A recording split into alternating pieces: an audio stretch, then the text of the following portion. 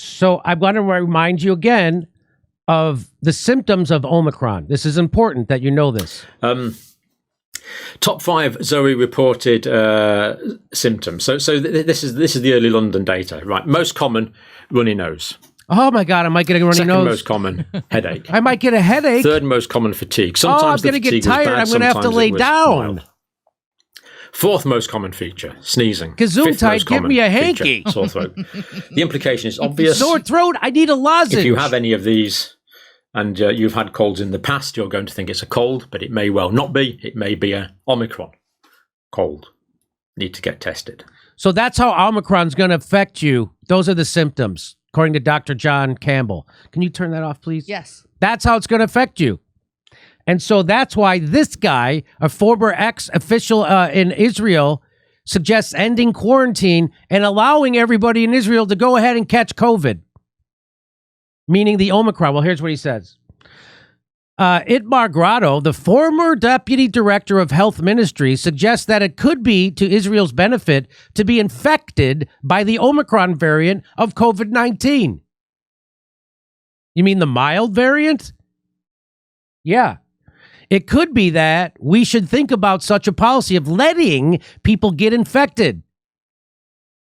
The ex-health official suggests that in the face of the ultra-contagious Omicron variant, the policy of quarantine, even for those who are not vaccinated, is no longer effective. Why? Because everybody's going to get it. Likely. Everyone's likely to get it. It has become more of an individual problem than a public problem, says Grotto, lamenting constant quarantining of school-age students when a classmate tests positive. That is so stupid, especially since children have almost an infinitesimally small risk from COVID.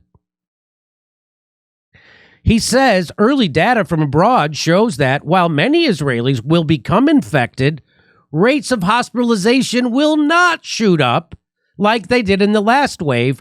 We won't see that again, he says.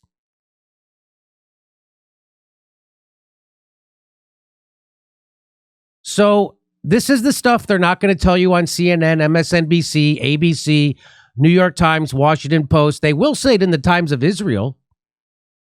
I guess they don't take a lot of big pharma money at the Times of Israel. But all the other media in the United States is completely captured by big pharma. And if you don't think so, look at what's going on over something that presents the symptoms as a cold. Do you see how they're keeping everybody scared to death? And they are. Everybody, they're canceling Christmas. They're canceling schools. Everybody's got to re-mask. Everybody's got to get their third, fourth booster. Over something that presents like this. Top 5 Zoe reported symptoms. So this is the early London data, right? Most common, runny nose. Second most common, headache. Third most common, fatigue. Sometimes the fatigue was bad, sometimes it was mild. Fourth most common feature, sneezing. Fifth most common feature, sore throat. The implication is obvious. If you have any of these and you've had colds in the past, you're going to think it's a cold, but it may well not be. It may be a Omicron cold. So need to get tested. If you get Omicron, you might go, oh, I have a cold. I've felt this before. I've had colds before. But then if you get tested, you'll find out you have Omicron. You're like, oh my God, I have Omicron. I should be way more scared, according to the media. So, well, according to this guy, who, by the way, I guess isn't looking for a job. So that's why he's allowed to tell the truth. He's not looking for a job. He's the ex-health official. Is he retired? Is he done? It seems like he's not looking for a job because he's telling the truth. The truth, which probably will be censored on YouTube. Hey, we're doing live stand-up shows in Los Angeles on the 7th and 14th of January, and then we're going to be in Raleigh, North Carolina, and Philadelphia. Go to jimmydorecomedy.com for a link for all tickets.